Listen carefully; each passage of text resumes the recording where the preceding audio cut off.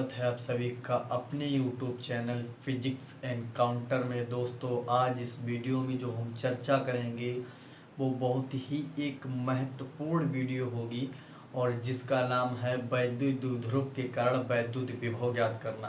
क्योंकि इससे पहले की वीडियो जो है वो हम पहले निकलवा चुके बिंदु आवेश के कारण वैद्युत विभव, उसकी गणना करवा चुके हैं। पहली वीडियो में आप देख लेना। और ये शायद इस चैप्टर की तीसरी वीडियो होगी, क्योंकि ये वीडियो जो है वो बहुत ही महत्वपूर्ण वीडियो होगी। और देखिए, हमने इस क्वेश्चन को यहाँ लिख भी दिया है कि वैद्युत द्विध्रुव के कारण वैद्युत विभव की गणना करना। सबसे पहले बात करेंगे हम लोग वैद्युत द्विध्रुव क्या होता है। तो देखिए, वैद्युत द्विध्रुव होता क्या है उसके बारे में बात करते हैं। तो देखिए, इस चित्र में थोड़ा धीरे धीरे पढ़ाएंगे, लेकिन आप लोग देखते रहना। जैसे मान लीजिए मैंने दो बिंदु ले लिए, ठीक है, और दो बिंदुओं को इनको मैंने आपस में जोड़ दिया। इतना समझ में आ गया।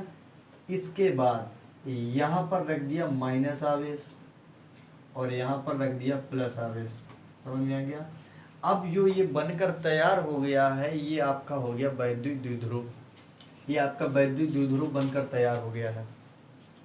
इसके बाद वैद्युत द्विध्रुव की लंबाई आप सभी को पता होगी। अगर ना पता हो तो मेरी पिछली वीडियो देखते रहिएगा, उसमें हमने बताया है कि वैद्युत द्विध्रुव की जो लंबाई होती है वो 2L होती है। कितनी होती है दोस्तों?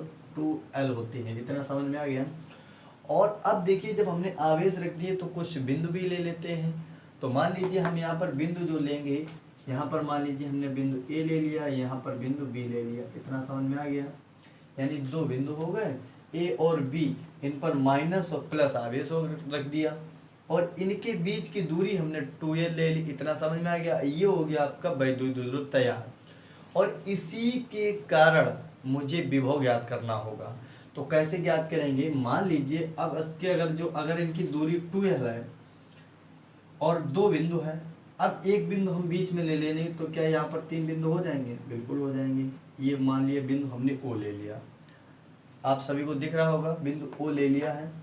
और ओ से अब देखो ये 2L जो दूरी है वो क्या दो भागों में बट जाएगी? भाई बिल्कुल बट जाएगी। एक भाग L हो जाएगा, एक भाग L हो जाएगा, क्योंकि एक रेखा को हमने दो भागों में बांट दिया तो उसकी दूरी भी तो दो भागों में बटेगी। तो वही हमने किया है कि एक दूरी ए हो गई, एक दूरी ए ओ हो गई, एक दूरी ओ बी हो गई। यानी दो दूरियां हैं, टोटल जोड़ देंगे 2L हो जाएगी। इतना समझ में आ गया होगा सभी बच्चों को। इसके बाद देखिए ये दूरियां आपस में बढ़ गई, ये हो गई L और ये हो गई L, ठीक है। अब वैद्युत द्विध्रुव के मध्य बिंदु क्या है? O। और O से यहाँ से लेके R दूरी पर, यानी यहाँ से डॉट करके चलेंगे और यहाँ पर एक बिंदु P ले लेंगे जहाँ पे हमें विभव ज्ञात करना होगा। समझ में आ गया। ये तो आपका चित्र बन रहा है, देखते रहिएगा कि बिंदु O से R दूरी पर एक बिंदु P लिया, ऊपर लिया है क्योंकि हमें उसी लाइन के अनुदिश लेना होगा। तो इसी लाइन के अनुदिश लिया है, तो यहाँ पर बिंदु P लिया जहाँ हमें विभव ज्ञात करना है। इतना समझ में आ गया होगा। अब निकालेंगे बिंदु B से लेके P तक की दूरी। आप दिमाग लगाइए, बिंदु P से B तक की दूरी क्या होगी? आप लोग दिमाग लगाते रहिए, B से लेके P तक की दूरी क्या होगी। तो देखते हैं। अगर आपने देखा होगा कि जब यहाँ से बिंदु O से P तक की दूरी R है और बिंदु O से B तक की दूरी L है, तो ये दूरी ज्ञात करने में बहुत आसानी है, कोई दिक्कत नहीं। ये ध्यान रखिए, इस टोटल दूरी R है और ये दूरी आधी इसकी है L है, यानी टोटल दूरी R है, इसकी आधी L है, तो वो कितनी होगी? तो R माइनस L हो जाएगी। R माइनस L हो जाएगी। क्यों? टोटल दूरी से आधी दूरी घटा देंगे तो आधी दूरी जो है वो पता चल जाएगी। तो वही यहाँ पर करना होगा कि इस R दूरी से L दूरी घटा देंगे तो ये पता चल जाएगी। तो देख लीजिएगा, R में माइनस L, ये दूरी हो गई आपकी बिंदु B से लेके P तक की दूरी। इतना समझ में आया होगा। अब लेकिन यहाँ से दूरी टोटल निकालेंगे, यानी कहने का मतलब बिंदु A से P तक की अब दूरी निकालेंगे। तो जब A से यहाँ से चलेंगे, देखते रहिएगा, A से लेके बिंदु P तक की दूरी, चूँकि वीडियो थोड़ी बड़ी हो जाएगी, डिटेल में ज़्यादा ही समझा रहे हैं तो इसलिए वीडियो बड़ी हो जाएगी, लेकिन कोई बात नहीं, आप लोगों के समझ में भी तो आ जाएगा पूरा। अब देखिए, बिंदु A से लेके P तक की दूरी निकालेंगे तो बिंदु A और B दो भागों में बटा O, तो O से दूरी R है, ठीक है, बिंदु P तक की। तो अगर ये इतनी दूरी R है और इतनी दूरी L है तो टोटल क्या हो जाएगी? R plus L। क्या हो जाएगी आर प्लस एल, तो इसीलिए ये दूरी हो जाएगी आर में प्लस एल। और ये आपको डायग्राम जो है वो समझ में आ गया होगा। और अगर इस डायग्राम की आपको भाषा लिखनी है तो कुछ नहीं है, माना वैद्युत द्विध्रुव ए बी एक ऐसे माध्यम में स्थित है जिसका परावैद्युतांक k है। ठीक है, इसको इतना समझ गए। इसके बाद द्विध्रुव के मध्य बिंदु, देखते रहे ना, भाषा समझिएगा। द्विध्रुव के मध्य बिंदु से r दूरी पर एक बिंदु P है जहां पर हमें विभव की गणना करनी है। समझ गए। अब निकालेंगे बिंदु V के कारण, या बिंदु B पर निकाल लीजिए। सबसे पहले हमें निकालना होगा प्लस आवेश के कारण, यानी प्लस Q आवेश के कारण विभव निकालेंगे। तो जब प्लस B कहाँ बिंदु B पर है तो प्लस Q आवेश, तो यहाँ पर भाषा लिखेंगे प्लस Q आवेश के कारण विभव, आवेश के कारण विभव, प्लस Q आवेश के कारण विभव। अब जब प्लस Q आवेश के कारण विभव निकालेंगे तो देखिए विभव क्या निकलता है भाई। तो जब यहाँ पर विभव निकालेंगे तो आपने विभव का फार्मूला पढ़ा है V बराबर, अब चूंकि विभव निकलेंगे दो, क्योंकि एक माइनस आवेश दूसरा प्लस है तो इनको 1 2 से ले लेते हैं, कोई दिक्कत। तो देख लीजिएगा, इसको हमने मान लिया विभव 1 बराबर हो जाएगा 1/4 pi epsilon not into Q upon R। अब Q अपान R, लेकिन यहाँ पर बिंदु B पर देखिएगा प्लस Q आवेश के कारण बिंदु P पर निकालेंगे तो यहाँ की जो दूरी है वो क्या है, चित्र में दिख रहा होगा R माइनस एल है।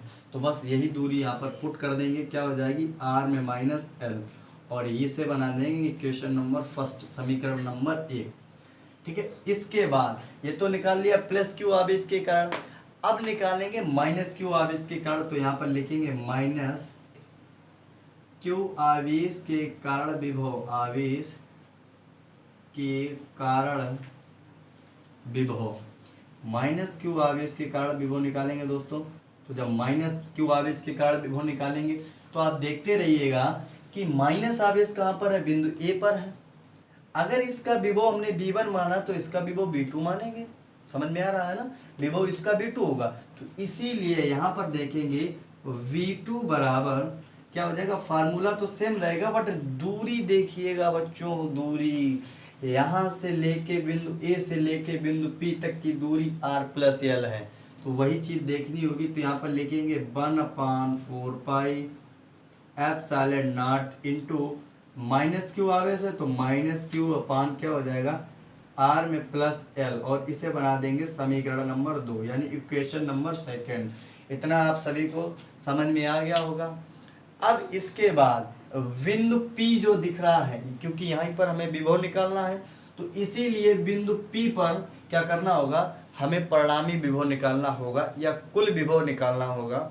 ठीक है, तो यहाँ पर बिंदु, अब चूंकि भाषा लिखेंगे बिंदु P पर वैद्युत ध्रुव के कारण, लिख लीजिएगा थोड़ा सा भाषा लिख लेंगे, वैद्युत द्विध्रुव के कारण, वैद्युत द्विध्रुव के कारण बिंदु P पर, किस पर, बिंदु P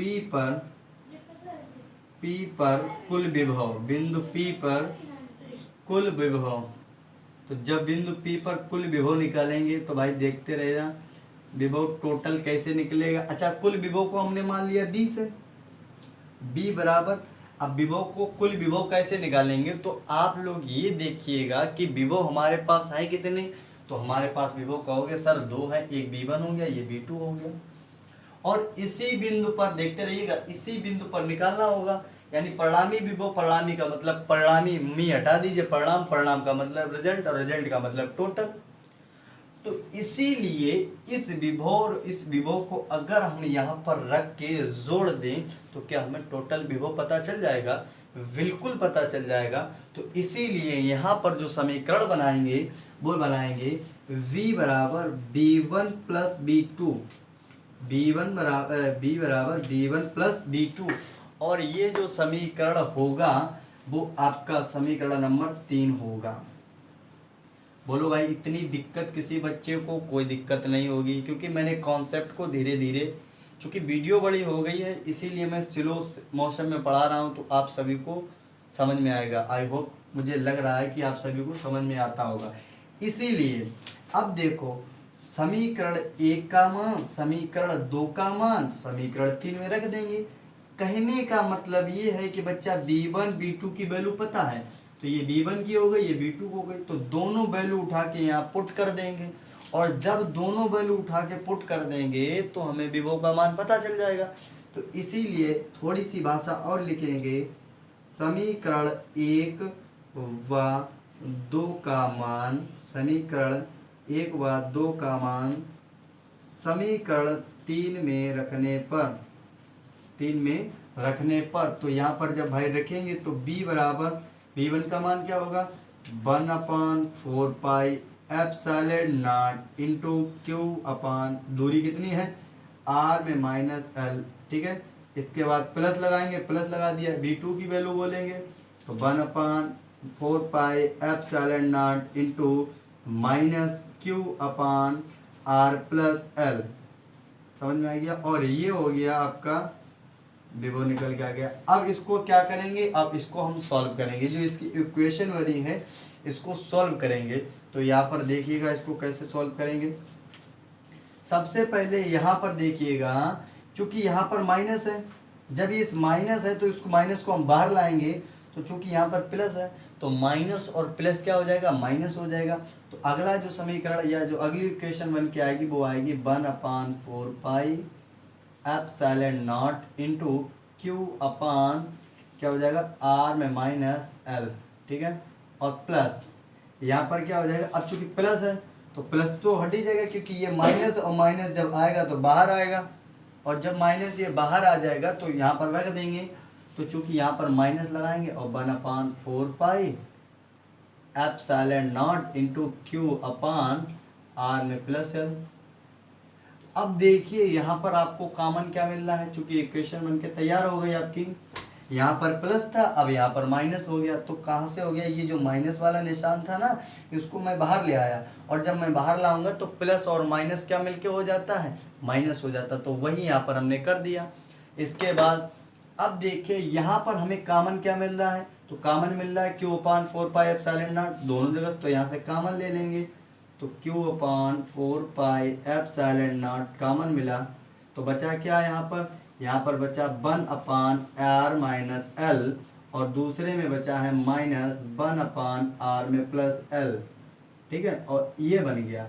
अब क्या करना होगा, तो दोनों का बच्चों यहाँ पर हम एलसीएम ले लेंगे, और जब एलसीएम ले लेंगे तो b बराबर, फिर इक्वेशन क्या निकल के आएगी, देखो 1/q/4 pi epsilon not, LCM लेंगे तो इसका गुणा इसके साथ, इसका गुणा इसके साथ, तो यहाँ पर लिखेंगे r में +l और माइनस ये हो जाएगा r में -l, कोष्टक में है ऐसे रखेंगे, और अपान क्या हो जाएगा, ये आप देखिए बच्चों गौर से a minus B A plus B, चूँकि होता क्या है a² माइनस b², यानी यहाँ पर आपका क्या बन रहा है, फार्मूला बन रहा है a² माइनस b² का, और चूंकि ये a² माइनस b² का फार्मूला होता है a minus B A plus B, तो इसीलिए ये फार्मूला बना आपका।